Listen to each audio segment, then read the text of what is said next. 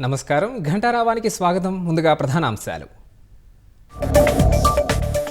Under 19 మహిళల ప్రపంచ cup విజేత భారత్. దక్షిణాఫ్రికాపై జయభేరి, సత్తా చాటిన తెలుగు అమ్మాయి త్రిష.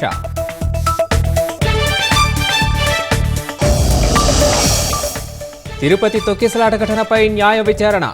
హాజరైన టీటీడీ ఈవో శ్యామలరావు, ఎస్పీ, అదనపు ఎస్పీ.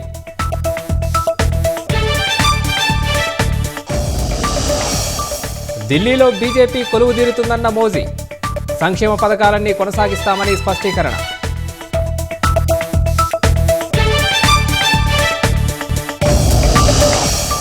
రామ్దేవ్ బాబా, ఆచార్య బాలకృష్ణకు నాన్ బెయిలబుల్ అరెస్ట్ వారెంట్. వైద్య విధానాలపై తప్పుదోవ పట్టించే ప్రకటనలిచ్చారంటూ కేసు.